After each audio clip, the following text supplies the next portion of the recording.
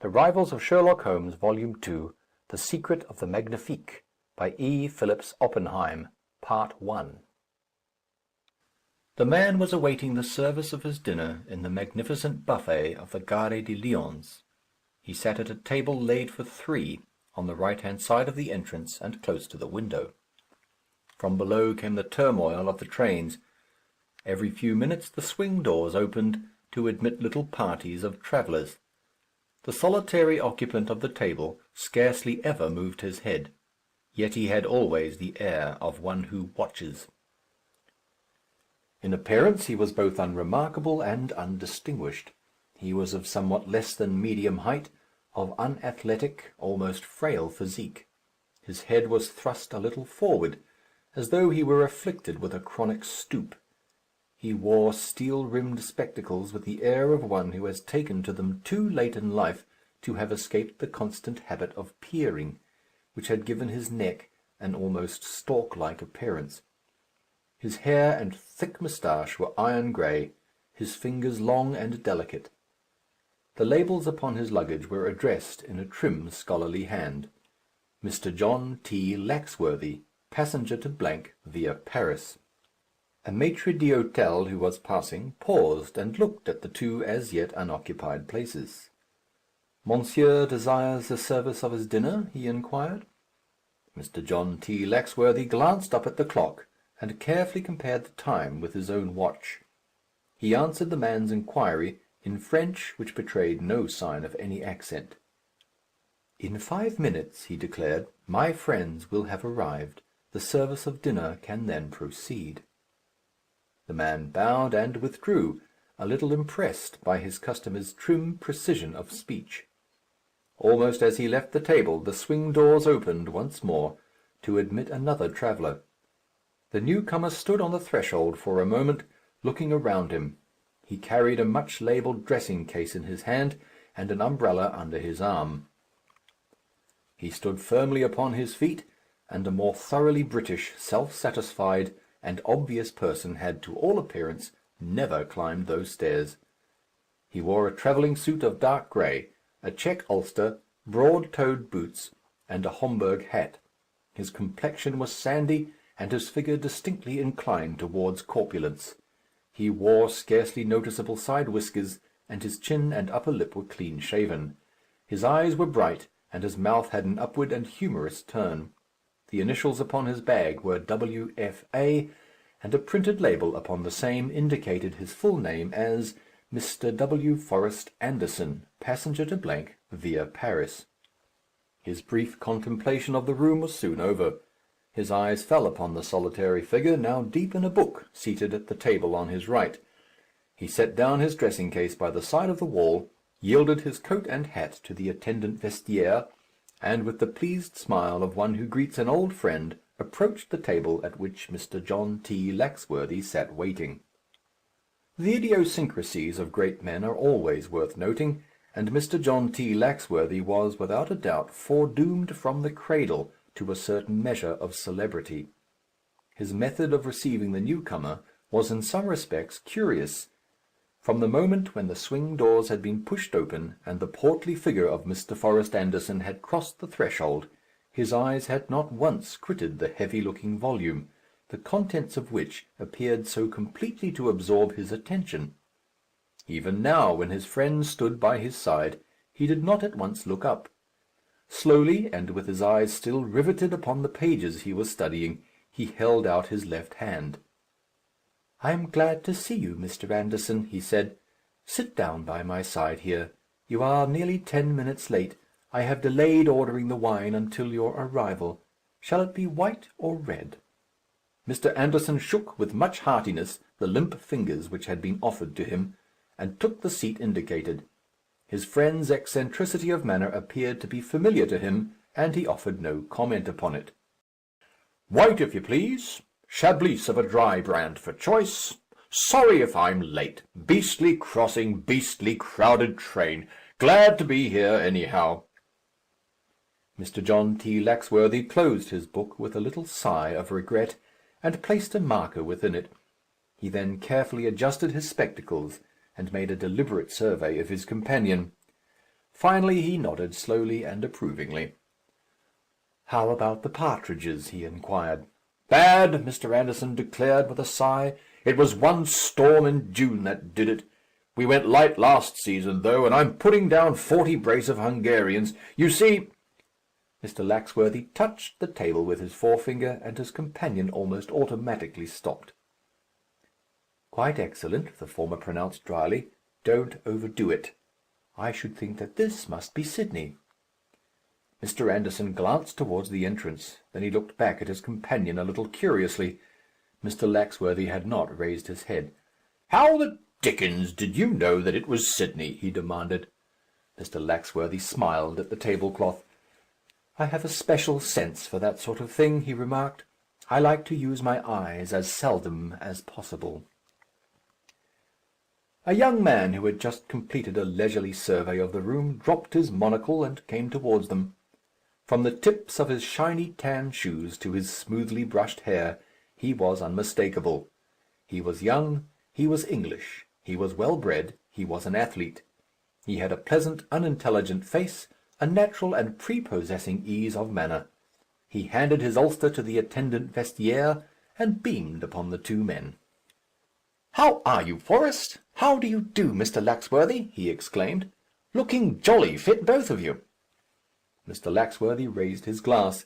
He looked thoughtfully at the wine for a moment, to be sure that it was free from any atom of cork. Then he inclined his head and turned to each of his companions. "I am glad to see you both," he said. "On the whole, I think that I may congratulate you. You have done well. I drink to our success." The toast was drunk in silence. Mr. Forrest Anderson set down his glass, empty, with a little murmur of content. "It is something," he remarked, vigorously attacking a new course, "to have satisfied our chief." The young man opposite to him subjected the dish which was being offered to a long and deliberate survey through his eyeglass, and finally refused it. "Give me everything in France except the beef," he declared. "Must be the way they cut it, I think. Quite right, Andy," he went on, glancing across the table. "To have satisfied such a critic as the chief here is an achievement indeed. Having done it, let us hear what he proposes to do with us." "In other words," Mr. Anderson put in, "what is the game to be?" There was a short pause. Mr. John T. Laxworthy was continuing his repast, which was, by the by, of a much more frugal character than that offered to his guests, without any sign of having even heard the inquiry addressed to him by his companions. They knew him, however, and they were content to wait. Presently he commenced to peel an apple, and simultaneously to unburden himself. "A great portion of this last year," he said, "which you two have spent apparently with profit in carrying out my instructions, I myself have devoted to the perfection of a certain scholarly tone which I feel convinced is my proper environment. Incidentally, I have devoted myself to the various schools of philosophy." "I will take a liqueur," declared the young man whose name was Sidney. "Something brain-stimulating. A Grand Marnier, waiter, if you please." "The same for me," Mr. Forrest Anderson put in hastily. "Also, in a few moments, some black coffee." Mr. Laxworthy did not, by the flicker of an eyelid, betray the slightest annoyance at these interruptions. He waited, indeed, until the liqueurs had been brought before he spoke again, continuing the while in a leisurely fashion the peeling and preparing of his apple. Even for some time after his friends had again offered him their undivided attention, he continued his task of extracting from it, with precise care, every fragment of core. "In one very interesting treatise," he recommenced at last, "I found several obvious truths ingeniously put. A certain decadence in the material prosperity of an imaginary state is clearly proved to be due to a too blind following of the tenets of what is known as the hysterical morality, as against the decrees of what we might call expediency. A little sentiment, like garlic in cooking, is a good thing. Too much is fatal. A little, sufficient morality is excellent. A superabundance disastrous. Society is divided into two classes, those who have and those who desire to have. The one must always prey upon the other. They are, therefore, always changing places. It is this continued movement which lends energy to the human race. As soon as it is suspended, degeneration must follow as a matter of course. It is for those who recognize this great truth to follow and obey its tenets. "May we not hear more definitely what it is that you propose?" Anderson asked, a little anxiously. "We stand," Mr. Laxworthy replied, "always upon the threshold of the land of adventure. At no place are we nearer to it than in this room. It is our duty to use our energies to assist in the great principles of movement to which I have referred. We must take our part in the struggle. On which side, you naturally ask? Are we to be amongst those who have, and who, through weakness or desire, must yield to others? Or shall we take our place amongst the more intellectual, the more highly gifted minority, those who assist the progress of the world by helping towards the redistribution of its wealth? Sidney, how much money have you?" 395 francs and a few coppers," the young man answered promptly. "It sounds more in French." "And you, Anderson?" Mr. Forrest Anderson coughed. "With the exception of a 5-franc piece," he admitted, "I am worth exactly as much as I shall be able to borrow from you presently." "In that case," Mr. Laxworthy said dryly, "our position is preordained. We take our place amongst the aggressors." The young man, whose name was Sidney, dropped his eyeglass. "One moment," he said. "Andy here and I have exposed our financial impecuniosity at your request. It can scarcely be a surprise to you, considering that we have practically lived upon your bounty for the last year. It seems only fair that you should imitate our candour. There were rumours a short time ago of a considerable sum of money to which you had become entitled. To tell you the truth," the young man went on, leaning a little across the table, "we were almost afraid, or rather I was, that you might abandon this shadowy enterprise of ours." Mr. John T. Laxworthy, without being discomposed, which was almost too much to expect of a man with such perfect poise, seemed nevertheless taken aback. He opened his lips as though to make some reply, and closed them again. When he did speak, it was grudgingly. "No successful enterprise, or series of enterprises, can be conducted without capital," he said. "I am free to admit that I am in possession of a certain amount of that indispensable commodity. I do not feel myself called upon to state the exact amount, but such money as is required for our journeyings, or for any enterprise in which we become engaged, will be forthcoming." Mr. Anderson stroked his chin meditatively. "I am sure," he said, "that sounds quite satisfactory." "I call it jolly fine business," the young man declared. "There is just one thing more upon which I think we ought to have an understanding. You say that we are to take our place amongst the aggressors. Exactly what does that mean?" Mr. Laxworthy looked at him coldly. "It means precisely what I choose that it shall mean," he replied. "Any enterprise or adventure in which we may become engaged will be selected by me, and by me only. My chief aim, I have no objection to telling you this, is to make life tolerable for ourselves, to escape that dull monotony of idleness, and, incidentally, to embrace any opportunity which may present itself to enrich our exchequer. Have you any objection to that?" "None," Mr. Forrest Anderson declared. "None at all," Sidney echoed. "There are 3 of us," Mr. Laxworthy went on. "We each have our use. Mine is the chief of all. I supply the brains. My position must be unquestioned." "For my part, I'm willing enough," Sidney replied. "It's been your show from the first." Mr. Forrest Anderson, who had dined well and forgotten his empty pockets, laughed a genial laugh. "I agree," he declared. "Tell us, when and where do we start, and shall our first enterprise be Pickwickian, or am I to play the Sancho Panza to your Don Quixote and Sidney's donkey?" Mr. Laxworthy regarded his associates coldly. There was a silence which became somehow an ominous thing. Around them reigned a babble of tongues, a clatter of crockery. Below, the turmoil of the busy station, the shrieking of departing trains. But at the table presided over by Mr. Laxworthy no word was spoken. Mr. Anderson's geniality faded away. His young companion's amiable nonchalance entirely deserted him.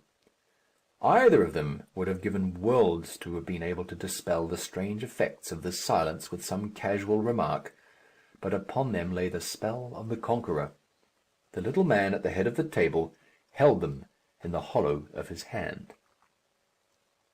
"It may be," he said, breaking at last that curious silence, "that no other occasion will ever arise when it will be necessary to speak to you in this fashion.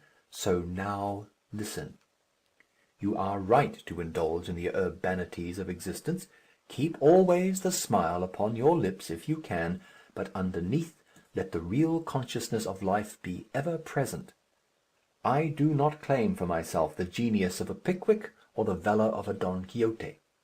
On the other hand, we are not paltry aggressors against society, failing in one enterprise, successful in the next, a mark for ridicule and contempt one moment, and for good-humoured sufferance the next.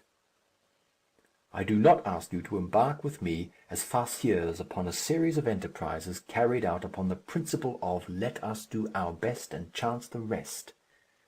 It is just possible that the fates may be against us, and that we may live together for many months the lives of ordinary and moderately commonplace human beings.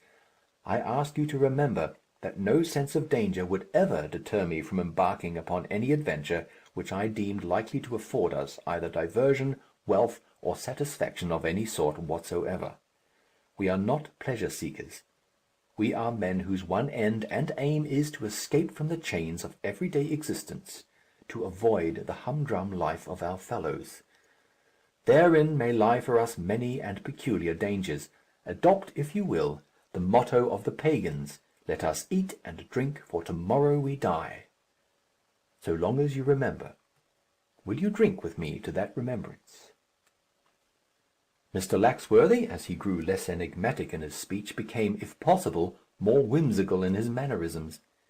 He ordered the best cognac, at which he himself scarcely glanced, and turned with a little sigh of relief to his book. In the midst of this hubbub of sounds and bustle of diners, he continued to read with every appearance of studious enjoyment. His two companions were content enough, apparently, to relax after their journey and enjoy their cigars. Nevertheless, they once or twice glanced curiously at their chief. One of these glances he seemed, although he never raised his head, to have intercepted, for carefully marking the place in his book, he pushed it away and addressed them. "Our plans," he announced abruptly, "are not yet wholly made.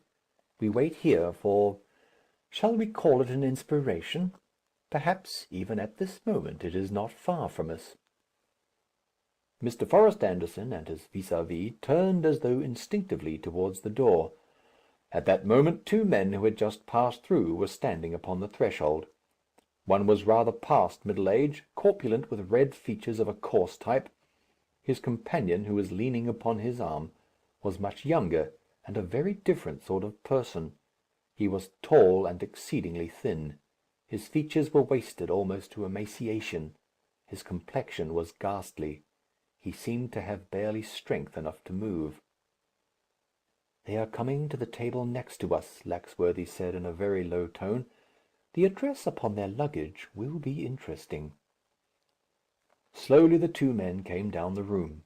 As Laxworthy had expected, they took possession of an empty table close at hand. The young man sank into his chair with a little sigh of exhaustion. "A liqueur brandy, quick!" the older man ordered, as he accepted the menu from a waiter. "My friend is fatigued." Sidney took the bottle which stood upon their own table, poured out a wine-glassful, and rising to his feet, stepped across and accosted the young man. "Do me the favour of drinking this, sir," he begged. "The service here is slow, and the brandy excellent. I can see that you are in need of it. It may serve, too, as an aperitif." The young man accepted it with a smile of gratitude. His companion echoed his thanks. "Very much obliged to you, sir," he declared. "My friend here is a little run down, and finds travelling fatiguing." "A passing melody, I trust," Sidney remarked, preparing to return to his seat. "A legacy from that cursed graveyard, South Africa," the older man growled. Sidney stepped back and resumed his seat. In a few minutes he leaned across the table. "The Paradise Hotel, hier," he said under his breath. Mr. Laxworthy looked thoughtful. "You surprise me," he admitted. "What do you know of them?" Anderson inquired. Mr. Laxworthy shrugged his shoulders. "Not much beyond the obvious facts," he admitted. "Even you, my friends, are not wholly deceived, I presume, by the young man's appearance." They evidently were. Their faces expressed their non-comprehension. Mr. Laxworthy sighed. "You must both of you seek to develop the minor senses," he enjoined, reprovingly.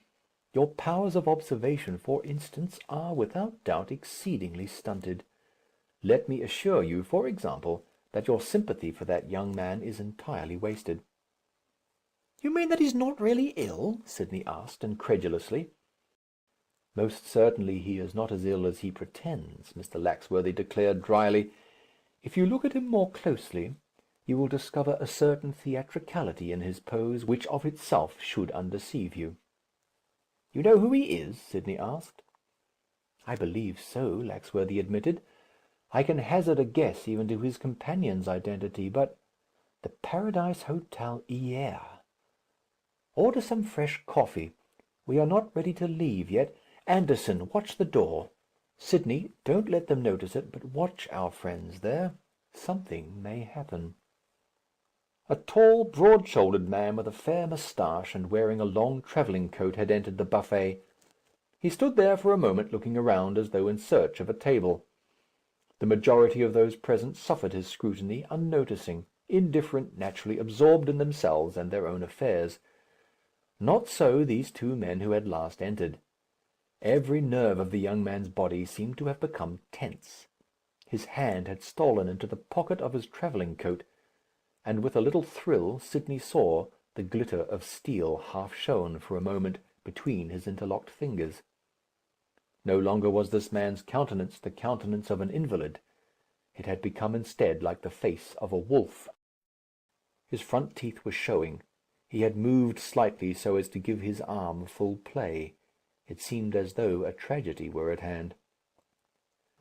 The man who had been standing on the threshold deposited his handbag upon the floor near the wall, and came down the room. Laxworthy and his two associates watched.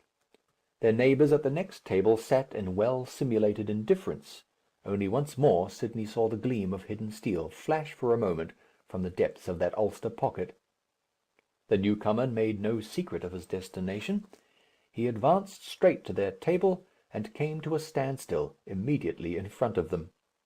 Both the stout man and his invalid companion looked up at him, as one might regard a stranger. To all appearance, Laxworthy was engrossed in his book. Sidney and Anderson watched and listened, but of all the words which passed between these three men, not one was audible.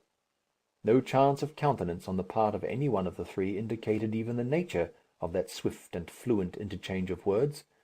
Only at the last the elder man touched the label attached to his dressing-bag, and they heard his words, "The Paradise Hotel, hier.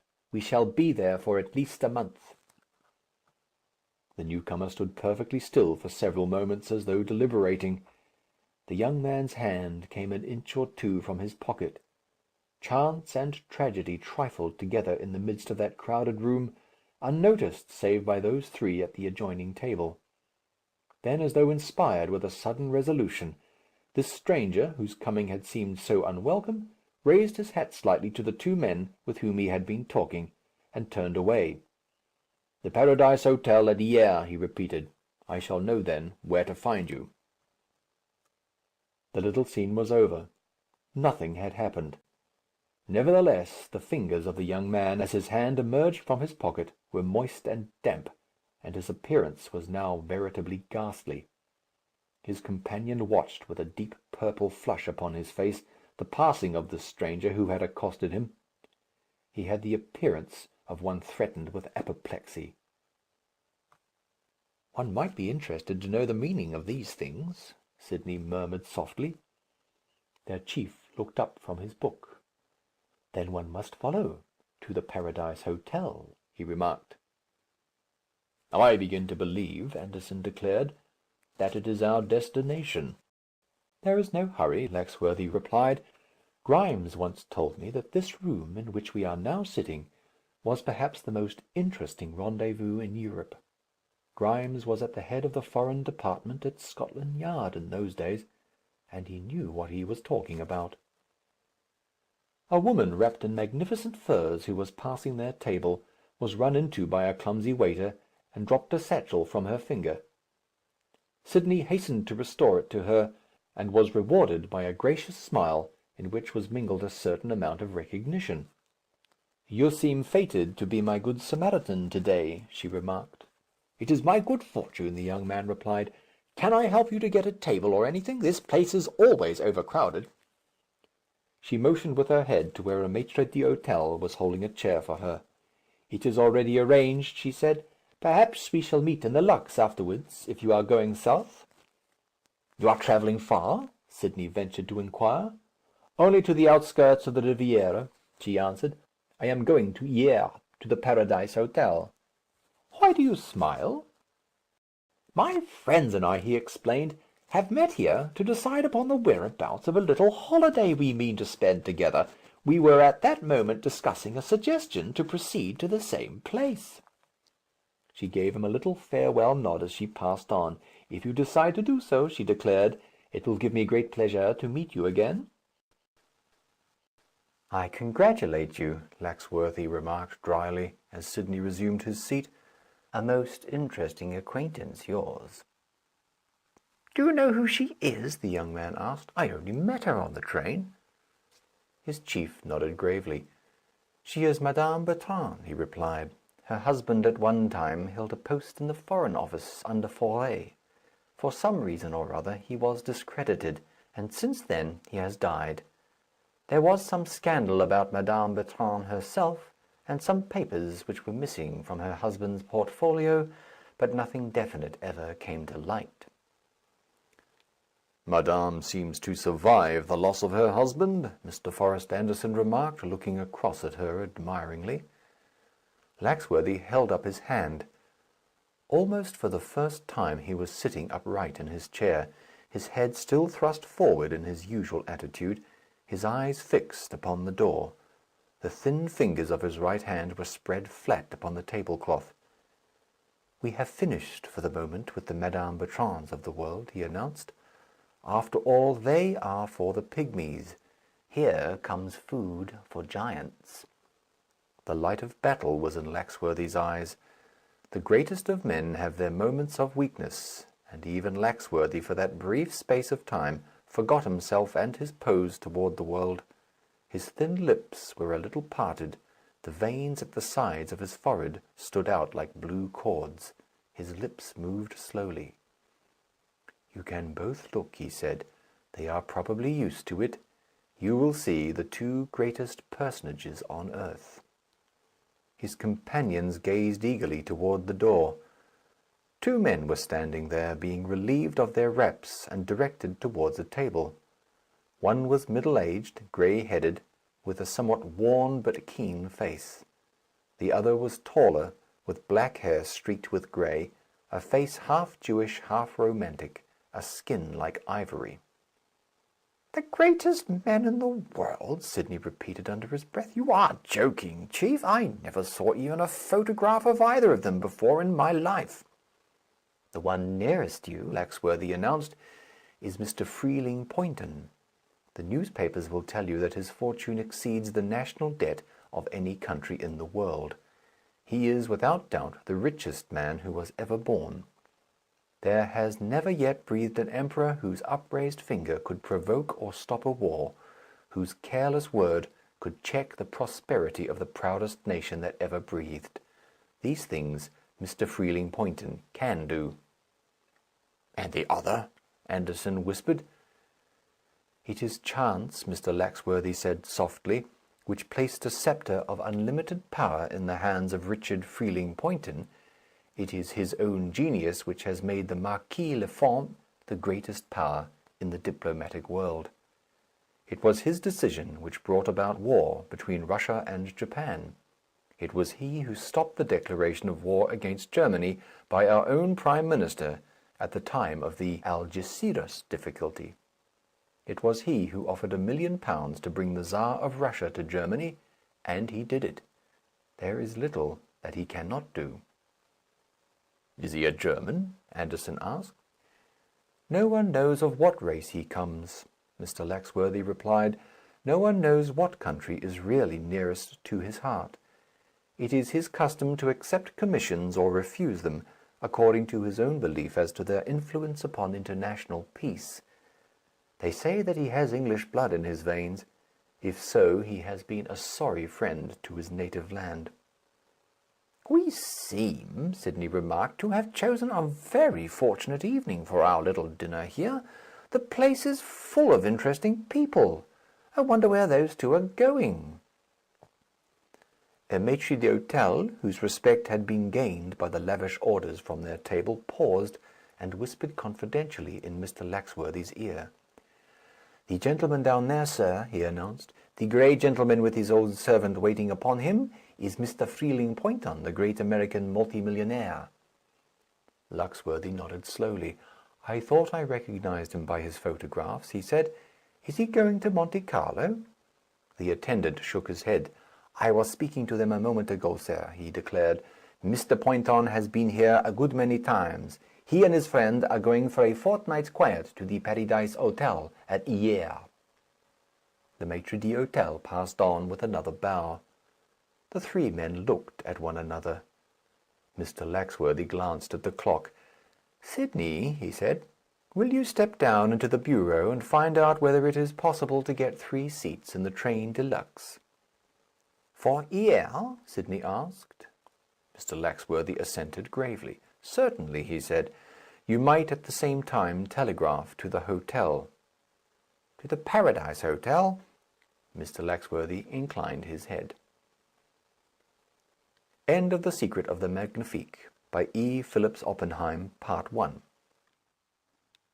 The Rivals of Sherlock Holmes, Volume 2, The Secret of the Magnifique, by E. Phillips Oppenheim, Part 2. A black cloud, long and with jagged edges, passed away from the face of the moon. The plain of Hyères was gradually revealed, the cypress trees, tall and straight, the shimmering olive trees with their ghostly foliage, the fields of violets, the level vineyards, and beyond, the felix of lights on the warships lying in the bay.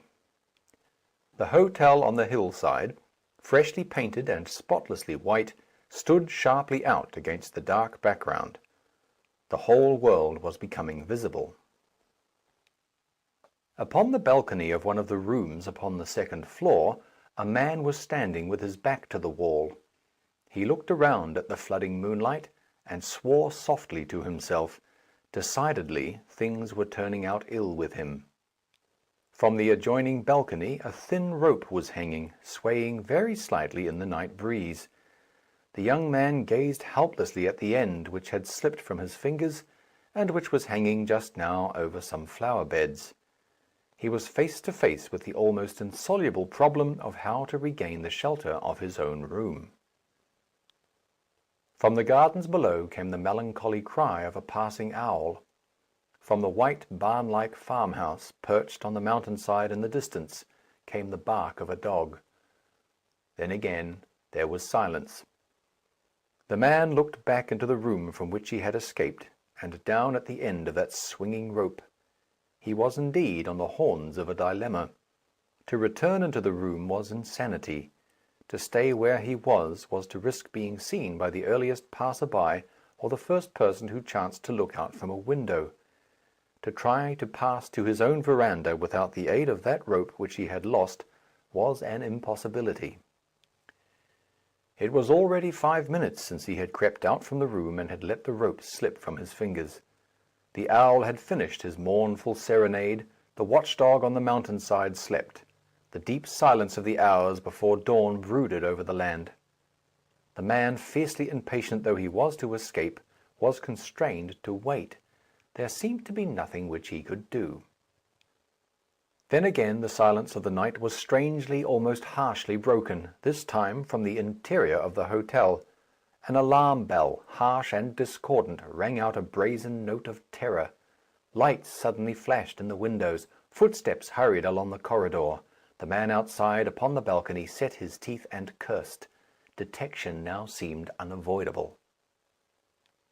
The room behind him was speedily invaded. Madame Bertrand, in a dressing gown whose transparent simplicity had been the triumph of a celebrated establishment in the Rue de la Paix, her beautiful hair tied up only with pink ribbon, her eyes kindling with excitement, received a stream of agitated callers. The floor waiter, 3 guests in various states of dishabille, and finally the manager, breathless with haste, all claimed her attention at the same time. "It was I who rang the danger bell," Madame declared indignantly. "In an hotel where such things are possible, it is well indeed that one should be able to sound the alarm. There has been a man in my rooms." "But it is unheard of, madame," the manager replied. "It is nevertheless true," Madame insisted. "Not 2 minutes since, I opened my eyes and he disappeared into my sitting room. I saw him distinctly. I could not recognize him, for he kept his face turned away. Either he has escaped through the sitting-room door and down the corridor, or he is still there, or he is hiding in this room." "The jewels of madame!" the manager gasped. "I tremble in every limb. How can I know whether or not I have been robbed?" "The pearls of madame!" he persisted. "The string of pearls?" "That is safe," madame admitted. "My diamond collar, too, is in its place." The manager and 2 of the guests searched the sitting-room, which opened to the left from the bedroom.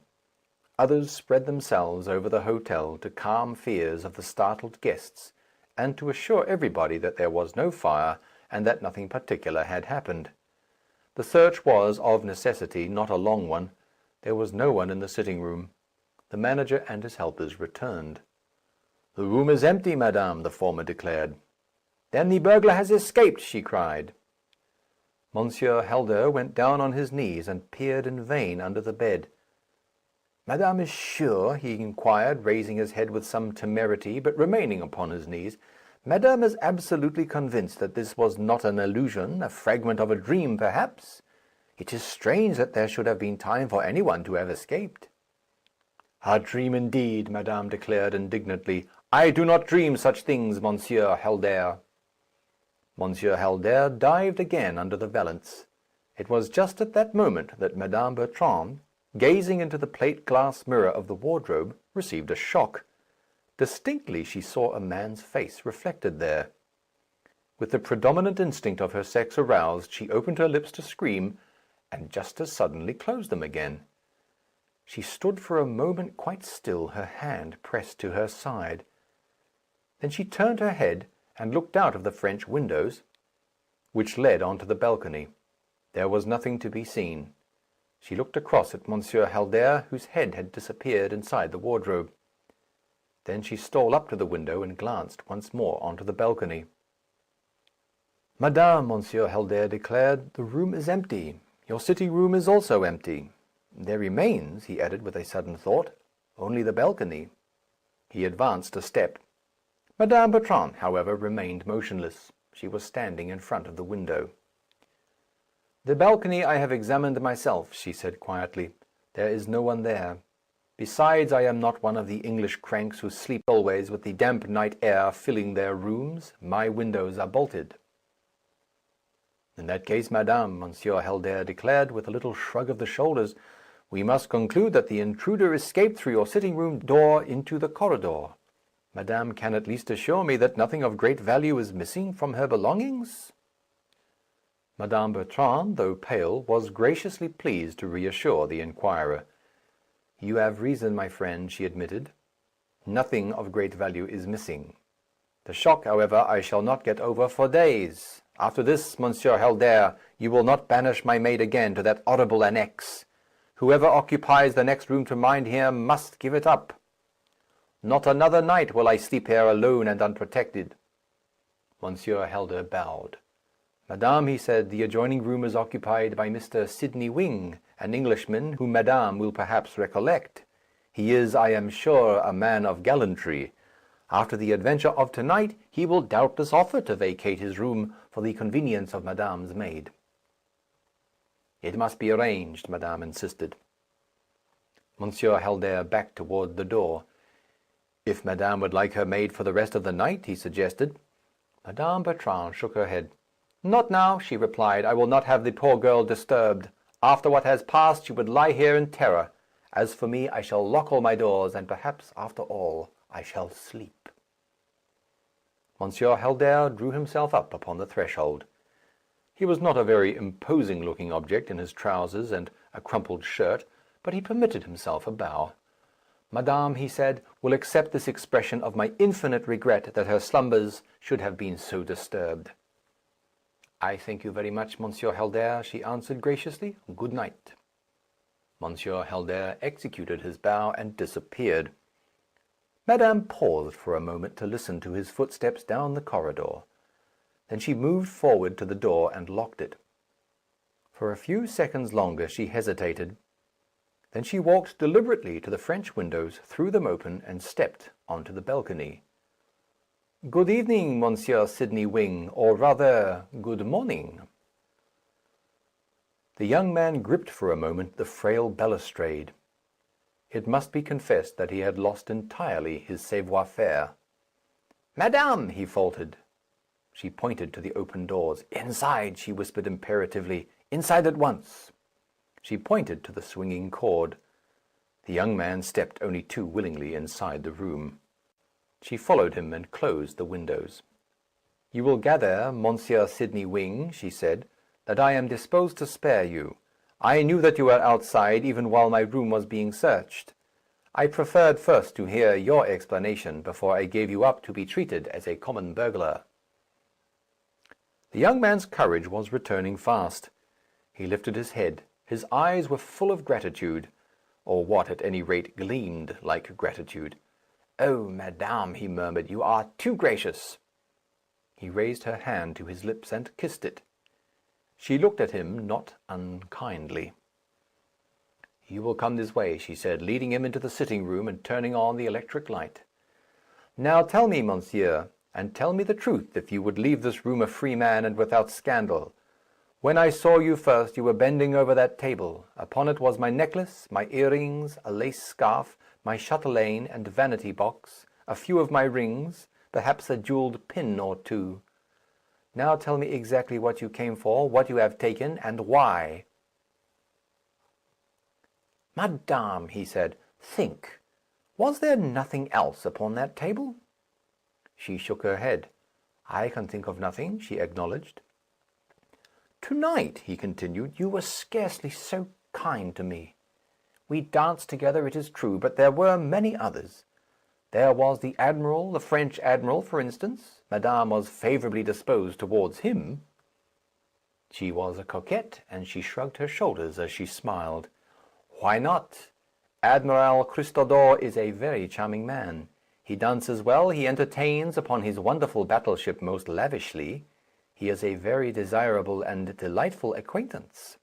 And you, Monsieur Sidney Wing, what have you to say that I should not dance and be friendly with this gentleman?" The young man was feeling his feet upon the ground. Nevertheless, he continued to look serious. "Alas," he said, "I have no right to find fault. Yet 2 nights ago, madame gave me the rose I asked for. To-night, you remember?" She looked at him softly yet steadily. Then she glanced at the table and back again into his face. "You told me," he continued, "that the rose belonged to him who dared to pluck it." "It is a saying," she murmured. "I was not in earnest." Mr. Sidney Wing sighed deeply. "Madame," he declared, "I come of a literal nation. When we love, the word of a woman means much to us. To-night there seemed nothing dearer to me in life than the possession of that rose. I told myself that your challenge was accepted. I told myself that to-night I would sleep with that rose on the pillow by my side." Slowly he unbuttoned his coat. From the breast pocket he drew out a handkerchief and unfolded it. In the centre, crushed and devoid of many of its petals, but still retaining its shape and perfume, lay a dark red rose. Madame Bertrand moved a step towards him. "Monsieur," she cried incredulously, yet with some tenderness in her tone, "Monsieur, you mean to tell me that for the sake of that rose you climbed from your balcony to mine, you ran these risks?" "For the sake of this rose, madam, and all that it means to me," he answered. She drew a long sigh. Then she held out her hand. Again he raised it to his lips. "Monsieur Sidney," she said, "I have done your countrymen an injustice all my life. I had not thought such sentiment was possible in any one of them. I am very glad indeed that when I saw your face reflected in the mirror of my wardrobe, something urged me to send Monsieur Helder away. I am very glad. Madame." She held up her finger. Already the faint beginning of dawn was stealing into the sky. From the farmhouse away on the hillside, a cock commenced to crow. "Monsieur," she whispered, "not another word. I have risked my reputation to save you. See, the door is before you. Unlock it softly. Be sure there is no one in the corridor when you leave. Do not attempt to close it. I myself, in a few minutes' time, will return and do that." "But, madame," he begged. She pointed imploringly towards the door, but there was tenderness in her farewell glance. "To-morrow we will talk," she promised. "To-morrow night, if you should fancy my roses, perhaps I may be more kind. Good night." She stole back to her room and sat on the edge of her bed. Very noiselessly the young man opened the door of the sitting-room, glanced up and down, and with swift, silent footsteps made his way to his own apartment.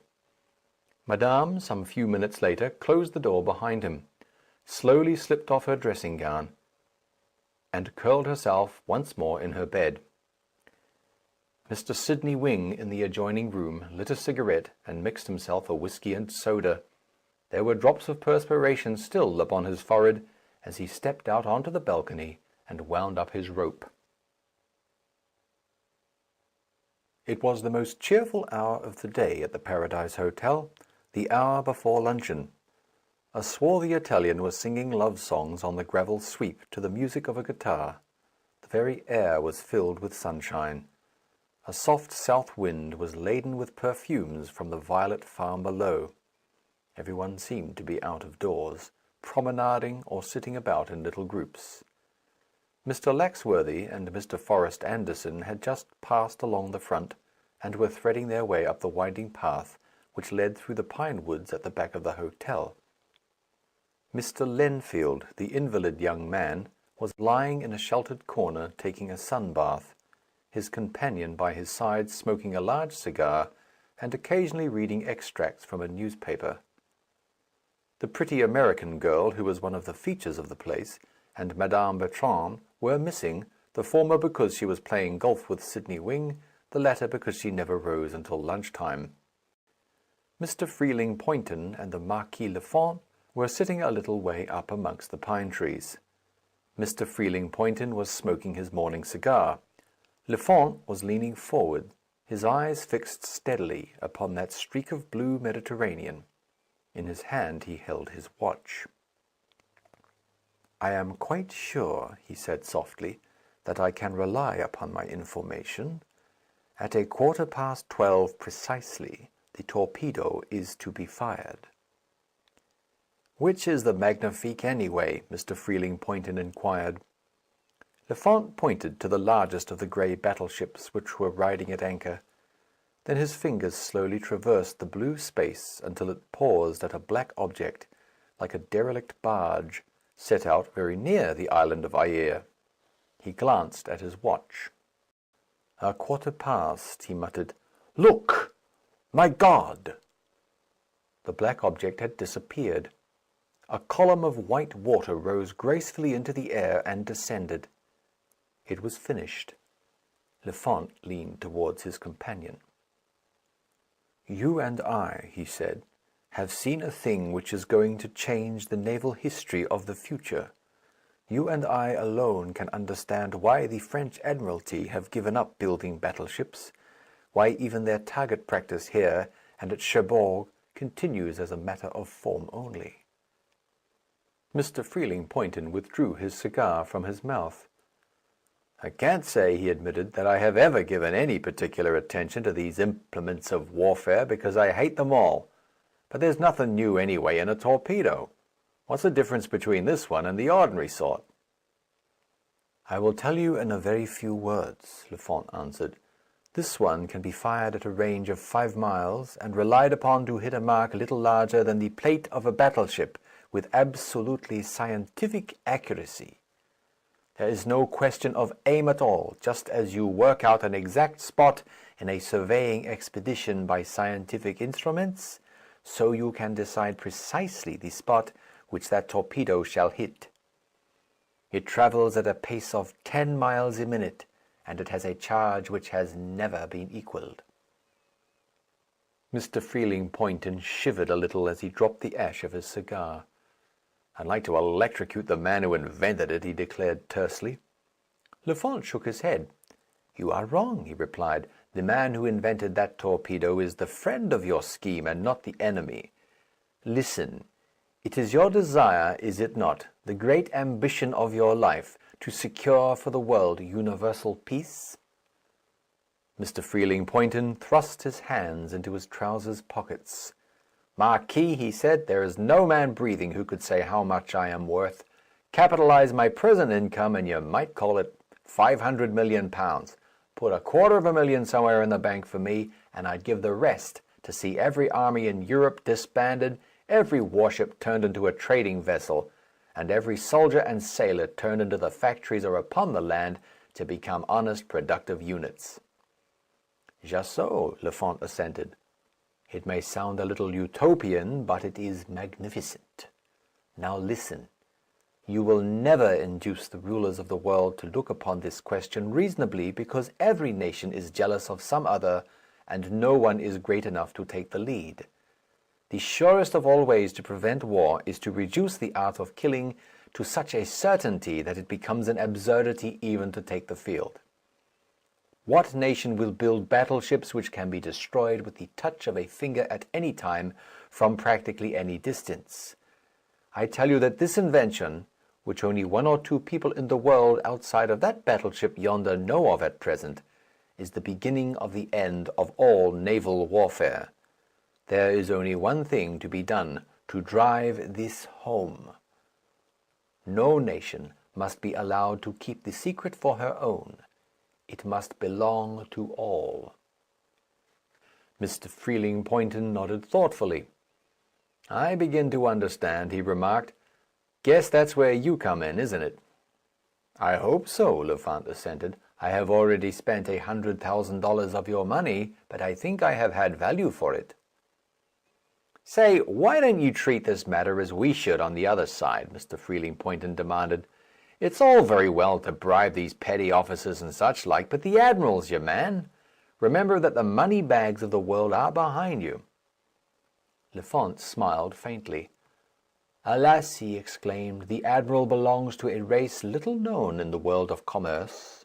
Money bags which reached to the sky would never buy him. There are others on this ship who are mine, and with the information I have, the rest should be possible." Mr. Freeling-Poynton frowned. He disliked very much to hear of a man who denied the omnipotence of money. He felt like the king of some foreign country to whom a stranger had refused obeisance. "Well, you've got to run this thing," he remarked, "and I suppose you know what kind of lunatics you've got to deal with. Seems to me the most difficult job is for you to get on the battleship at all without the admiral's consent." Lefant kicked a pebble away from beneath his feet. "That is the chief difficulty," he admitted. "I was rather hoping that Madame Bertrand might have been of use to me there. She has been devoting herself to the admiral for some days, and last night she got a pass from him, allowing the bearer to visit the ship at any time, with access to any part of it. This morning, however, she declares that she must have torn it up with her bridge scores." "I suppose she can get it replaced?" Mr. Freeling-Poynton suggested. Lefant hesitated for a moment. "To tell you the truth," he declared, "my own belief is that the admiral declined to give it to her. Julie hates to admit defeat, however. Hence her little story. That does not trouble me very much, though. My plans are all made in another direction. To-night is the night of the fancy dress ball here, and the admiral is coming. When he returns to the Magnifique, the drawings of the torpedo will be in my possession."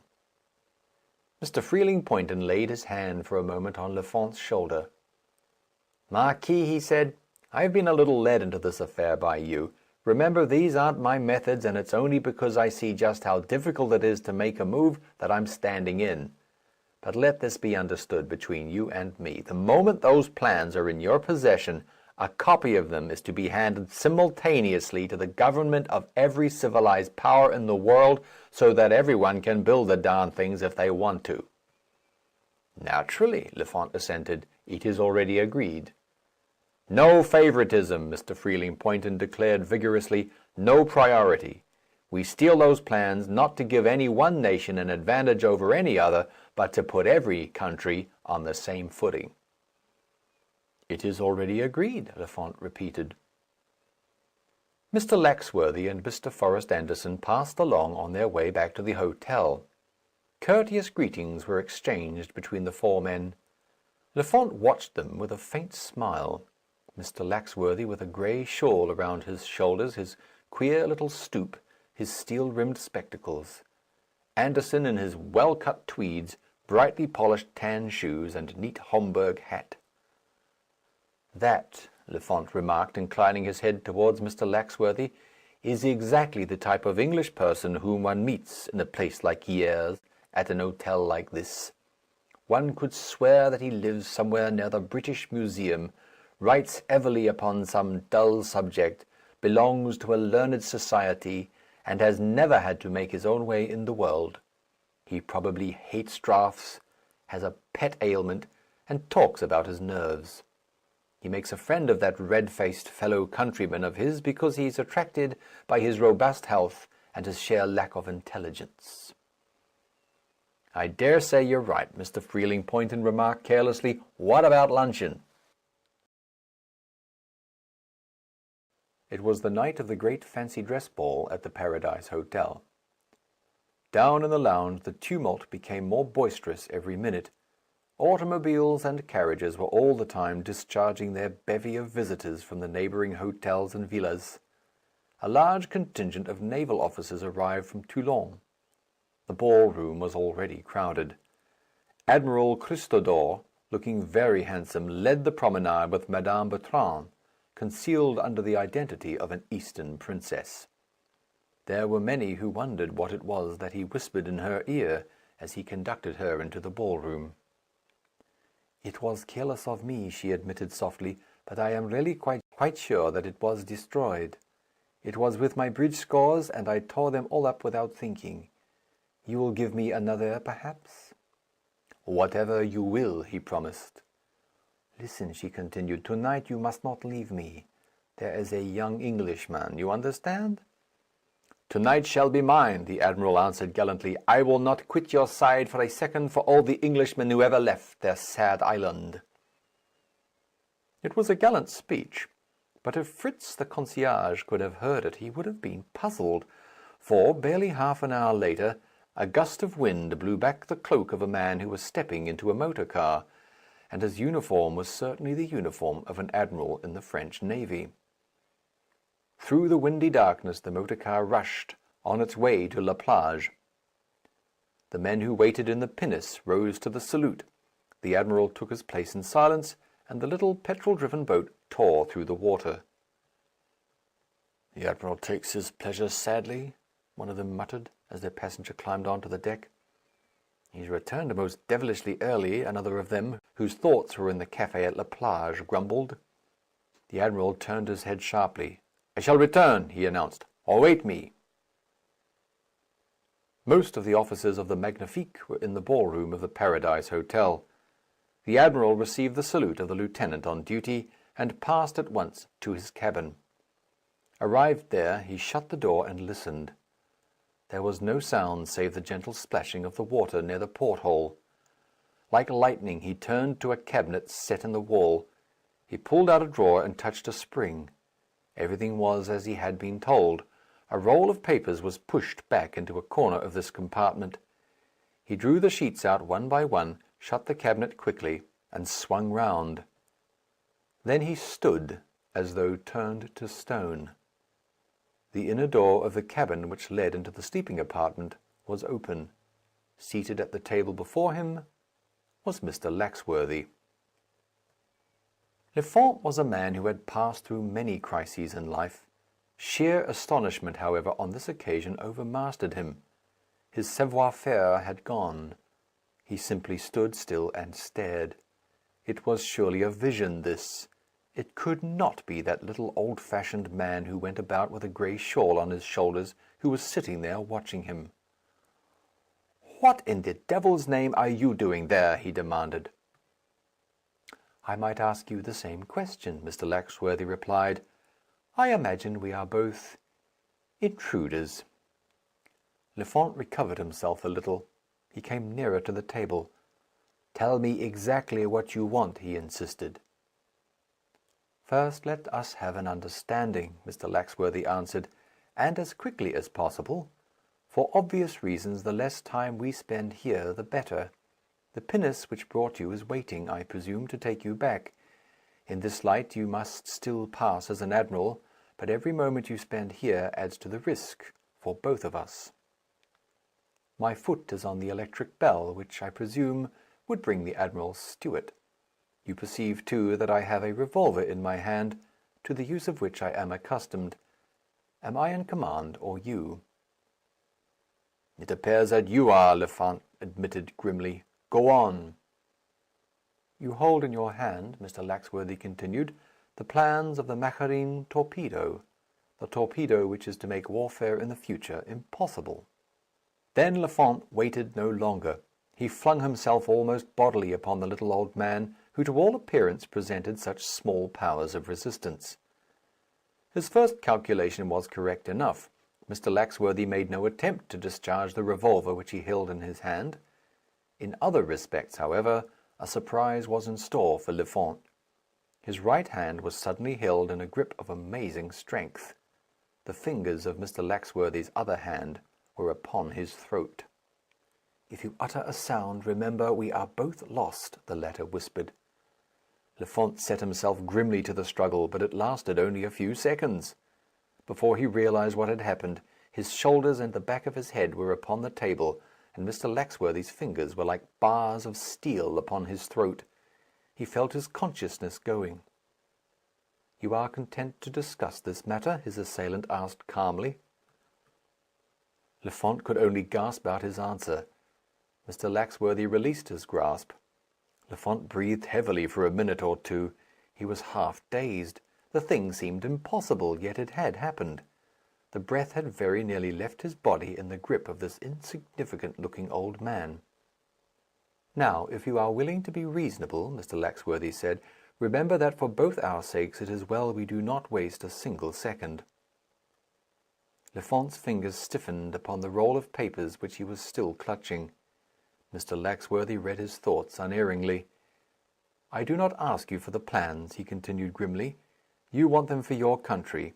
I am not a patriot. My country shall fight her own battles as long as they are fought fairly. These are my terms. Put back those papers or destroy them, and pay me for my silence." "You do not ask, then, for the plans for yourself?" Lefort demanded. "I do not," Laxworthy replied. "They belong to France. Let France keep them.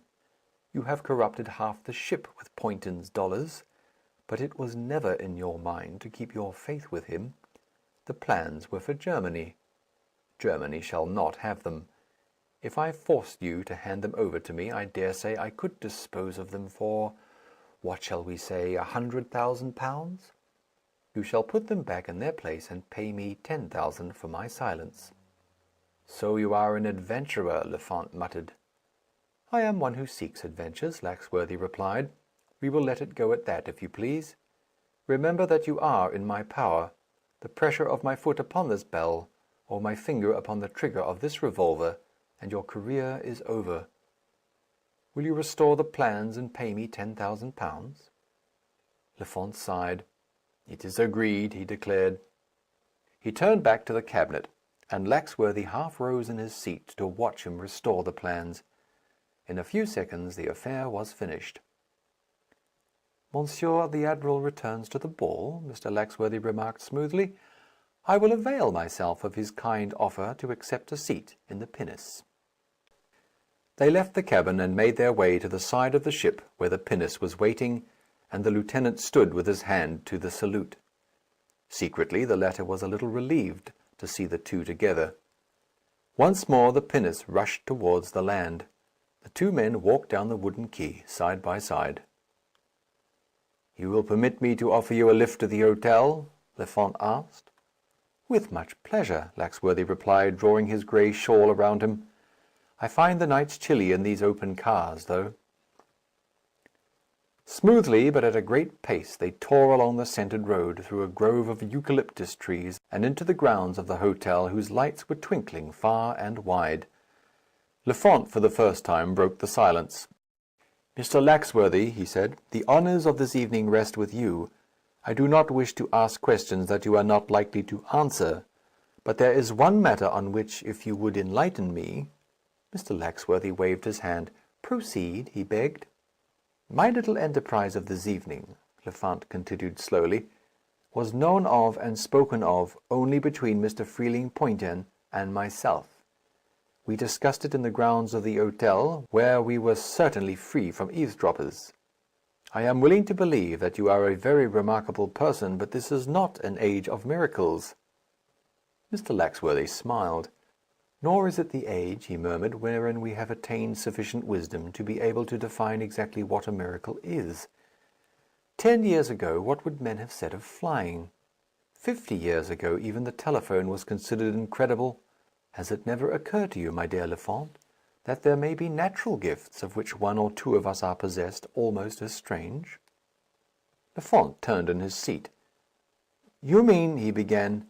Mr. Laxworthy held up his hand. "I have given you a hint," he said. "The rest is up to you." Lefant was silent for a moment.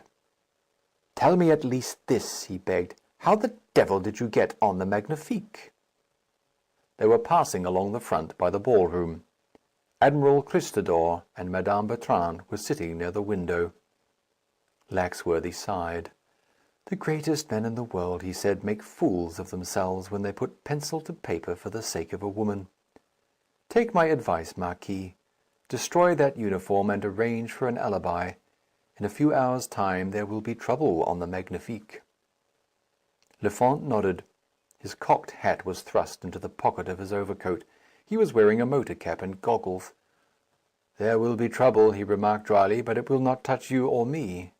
As regards Madame Bertrand—" "She is innocent," Laxworthy assured him. "Nevertheless, a pass on to the Magnifique is a little too valuable a thing to be left in a lady's chatelaine bag." Lefant sighed. "One makes mistakes," he remarked. "And one pays," Laxworthy agreed. End of The Secret of the Magnifique, by E. Phillips Oppenheim, Part